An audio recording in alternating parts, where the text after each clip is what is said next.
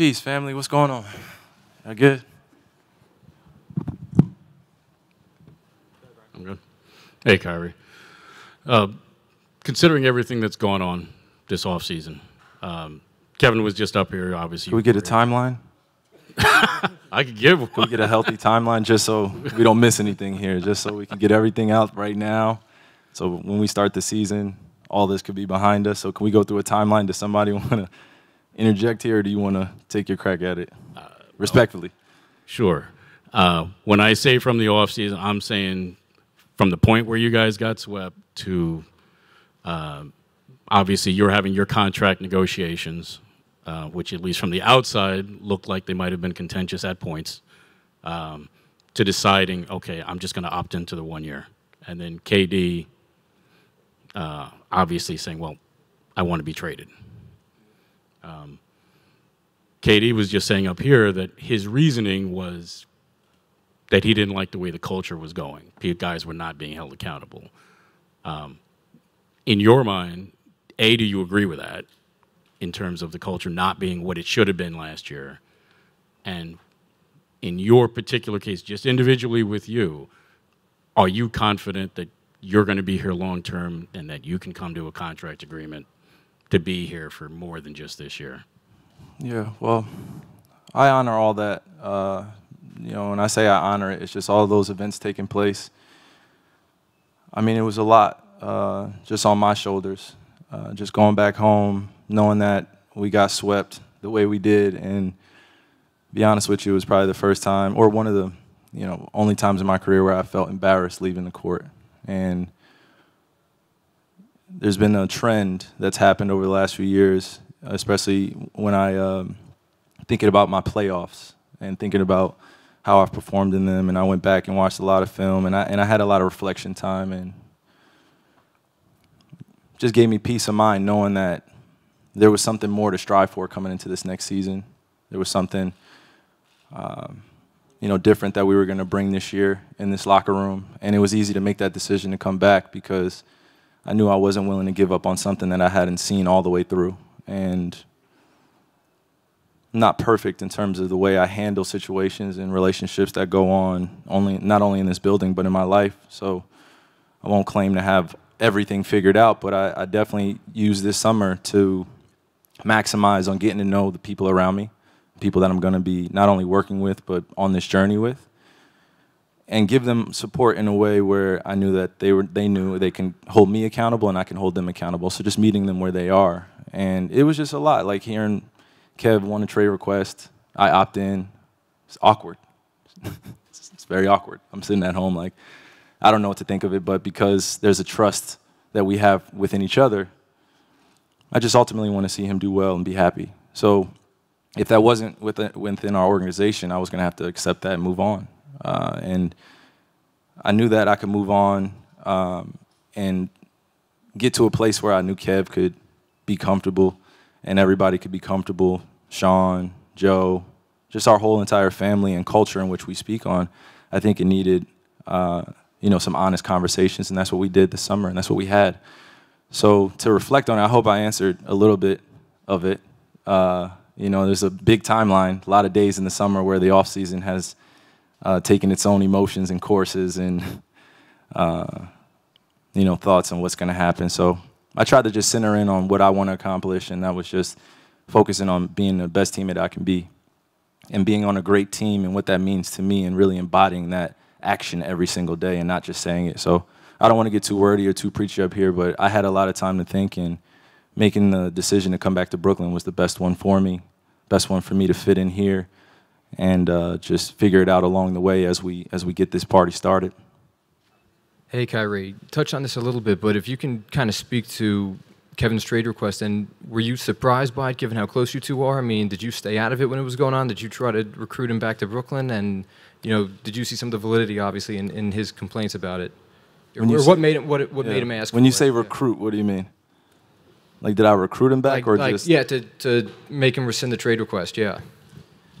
It was on Kev from the beginning, and I honored his request, and I understood it. There was a level of uncertainty in this building, not just for last year, but for the last few years. and that accountability that he asked for should be available and accessible at all times, and we should have that type of environment. So I echoed his same sentiments, and I felt the same way. But we both knew I don't want to say we both knew, I won't speak for him. I just felt like the awkwardness I say, you know, I speak on when he asked for it, it's just one of those shocking things. You know, you have as a best friend, and you're watching your best friend go through now the other side of the media storm that comes with this trade request, and being in the middle of, you know, it's kind of like a clusterfuck. You know what I mean? Just like all of this, you know, all the stories that we've come up with, all the narratives surrounding this team, that it's hard to answer every single question you guys have about us and what our intent is. So I'll do my best to just say that, you know, I honored what Kev had going on, and I was wishing him the best, but this was the best opportunity for him, and that's the best opportunity for me, and we feel good. And it's not just about us, it's about how great we are as teammates and our team. Just great team, man. That's all I'm going to keep saying. Hey, Kyrie. This time last year, it seemed like sort of a matter of time until you got the extension. It didn't happen. Is that, like, do you say, okay, I'm going to get it, I'll have a good year, they're going to pay me, or is there any, like, doubt in your mind that maybe it's not going to happen here? We had some internal conversations at the end of the season. We started to have some that I felt were going in the right direction, but it just didn't end up well going into free agency and what that looked like for the long term. And I understood all the Nets' points, and I respected it, and I honored it. And I didn't appreciate how me being unvaccinated all of a sudden came to be a stigma within my career, that I don't want to play, or I'm willing to give up everything to be a voice for the voiceless, and which I will stand on here and say that that wasn't the only intent that I had, was to be in the voice of the voiceless. It was to stand on something that was going to be bigger than myself, and that I was going to understand probably far into the future. You know, I don't know when, but I'll get back to my point in saying that there was a level of uncertainty of what this was going to look like, of me coming back, and I had questions. They were answered truthfully, and that's all I needed.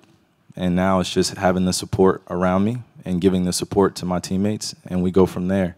I gave up 4 years, 100-something million, deciding to be unvaccinated, and that was the decision. It was contract, get vaccinated or be unvaccinated, and there's a level of uncertainty of your future, whether you're going to be in this league, whether you're going to be on this team. So I had to deal with that real life circumstance of losing my job for this decision. So I was dealing with all of those emotions while trying to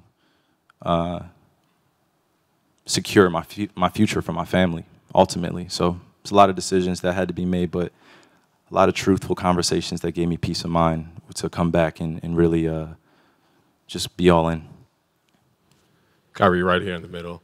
You said you've used this summer to get to know people that you're going to be taking this journey with. What have you learned from Ben Simmons, and how do you think that his style fits with this team? It's not too often that you get a chance to see a 6'10" guy do the things that he does, and we can talk about the intangibles, we can talk about all his strengths, but I think what I've been able to observe just from afar as a competitor, you know, for the past few years, but now as a teammate, is just his resolve and his resiliency. He wants it. Whatever greatness looks like for him, he wants it. And when you're around other great people and you're in a great environment where you can be supported when you're going through your ups and your downs, I think that that can help ease the journey. And that's ultimately what I would like to play within this position and this role on our team, is alongside all our guys, just being a level of guidance for him and being able to protect him when needed, but also knowing that he's a big boy, he can handle it, and he doesn't shy away from the moment, and I like that, and I've seen it since he was in high school. We've had a connection of playing for the same high school coach with Kevin Boyle, so we know what it's like to get yelled at and get mother effed all the time, and championships, and being held accountable to a higher level. And that's the best environment to be in, because it brings the best out of you. So I just want to see him bring the best out of himself, and we have to help him as teammates do that. Hey, Kyrie, just for clarity from your previous comments, was it, as far as your talks with the Nets, was it get the extension and be vaccinated, or play this out and be unvaccinated and deal with the rest, on the back end? And secondly, when KD was talking about accountability and culture, I'm assuming he had those conversations with people individually. How did that hit you when he said that? Well, I sit and listen, and I'm a student because he's been through a lot and he has experience. So I just honored his wisdom and what he had to offer, and he's seen championship runs. He's been a part of them, won some and lost some. And I just want to hold space to be able to listen and offer advice where I can and just be held accountable to where he feels comfortable at that level so we can match each other. So just meeting each other where we are, and those conversations that we had and he had with others, I'm sure, really stemmed from the foundation of just wanting the best, and not just for himself but for others as well. And he's a selfless person, so always expect him to do the right thing and hold everybody accountable and do it in a positive way. And sometimes it's not going to look pretty, and that's okay. We accept him for who he is, just like I accept everyone here for who they are. So we meet him halfway there. And then your first question? Sorry. All good. With your contract talks with the Nets. Oh, okay. Yeah. We were supposed to have all that figured out before training camp last year, and it just didn't happen because of the status of me being vaccinated and unvaccinated. So I understood their point, and I just had to live with it, and it was a tough pill to swallow, man. Honestly, tough pill. Hey, Kyrie, 2 questions. With regard to the contract, there were a lot of reports early in the summer then that you might go somewhere in a sign and trade. You might sign for the minimum or space or whatever somewhere. Was there ever a moment where you thought you actually were on the verge of leaving? And then just more of a big picture question. Nobody doubts the talent, obviously, on this roster with you, KD, and Ben Simmons, but Ben hasn't played in a year and a half. The 3 of you have never played together. You guys must even have some questions yourself about what this eventually looks like. So the contract, and then just what you think this team actually could be with all of this presumably behind you guys. It's going to be hard to play the hypothetical game with you guys. You guys are the best at it. So it's going to be a long journey just ahead of us, because there are those obstacles with health and questions on health. And honestly, the most healthy team wins every single year, majority of the time. And we want to be in that race. And in order to be healthy, it can't just be physically. It has to be mentally. It has to be emotionally. And we have to have some synergy as a team where we understand our highs and lows, strengths and weaknesses, and we go from there. But the sky's the limit. I don't want to say that as a cliche, but it really is, because we don't know what this team is going to paint on this canvas this year as of yet. But we have the drive, we have the motivation, we're saying all the right things, and now it's just to act on it and do it in a way where it reflects a great brand that we can be proud of and we can stick to every single night. So that game plan starts with our coaches holding us accountable to a level, allowing Steve to be who he is, allowing our coaches to be who they are, allowing our player coaches to do what they do, management looking for great opportunities, and ultimately us as players is putting on a show every night where the win column is reflective of how well we are connected as a team on both ends of the floor and playing complete games. And yeah, and then the first comment. Yeah, it was just about, were you ever close to something else, somewhere else? Were you close to being gone? Yeah. Yeah. There were options, but not many. I tell you that because, again, this stigma, whether or not I want to play, whether or not I'm going to be committed to the team, which I thought was really unfair at times, but also the timing was ideal to be able to put that on me because I wasn't available. So now that I'm here and actually present at Media Day and not on a Zoom call, and I can take pictures and be with my teammates and connect to everybody, it feels even better.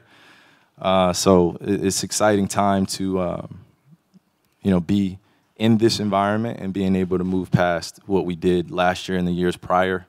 And it's year 4 for me in my home state, my home region. So I take that very serious, and I'm very prideful about the example I set for this next generation as I handle these next chapters of my life.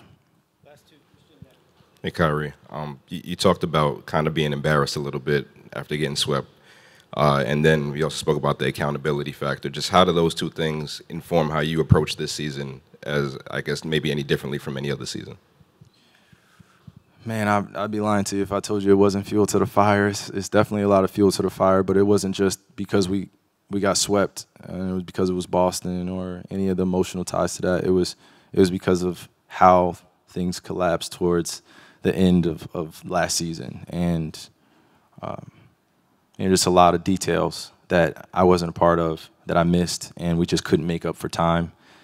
And now that we have a new page to turn with everyone healthy, I just look forward to, saving, all these moments where I felt like there was levels of doubt of whether or not I was going to play, whether or not I was going to be on the team, teammates, or anything like that. Any small doubts, I don't want to have any doubts or any regrets. Just come in with understanding that things are going to be imperfect at times, but handling it responsibly and communicating goes a long way. So great lessons to be learned from those moments. Kyrie, first, I just want to clarify one more time. We're going to be best friends by the end of the year. We already are. You think we're best friends right now, but by the end of the year, we're gonna be best. You're gonna give me a hug. You're gonna be like, "Look, I had to do my job, but I understand where you're coming from." I think that's a fair trade-off. By the end of this year, we can say that, and somebody clip this up. Me and you, we're gonna be here. Go ahead. I'm sorry, I didn't mean to interrupt. True Detective season 2, you and me. Just to clarify one more time, are you saying before last season, the organization told you if you got the vaccine, your extension would be there? These were conversations, and I don't want to. Again, you're perfect at this. You just bring emotion, situations. How are you feeling? And very investigative. This is investigative journalism you're doing here. Whatever it needs to be on the day. Okay, I honor that. But on a serious note. I felt like I was forced with an ultimatum of whether or not I had a contract or not, and whether or not I could be on the team or be around the team, whether or not I was vaccinated. So tough conversations again that were had, and we both left out of there with respect, and I understood where they were coming from as an organization, Joe, and representing the team. And then also he understood where I was coming from. I was definitely put in that position where I had to make a decision. And given all that happened last season, this summer, heading into this year, why should people believe that this is going to work and you guys can get back to the level you want to be at and contend for a title this year? Yeah, I'm not focused on convincing people to believe in us. There's too much energy, spent on that. Wasted energy trying to convince people and to believe on whether or not we can accomplish a championship this year. Just going to let our actions lead. Talked enough. Just going to let our actions lead and enjoy the actual process of crafting and getting past some of, I'll say, like the gray area within our league. It's very, very human, very transparent. Let's keep it that way. And I feel like we can accomplish a lot. But convincing you guys and you all, I don't have the energy this year. So I love you. Thanks, Kai.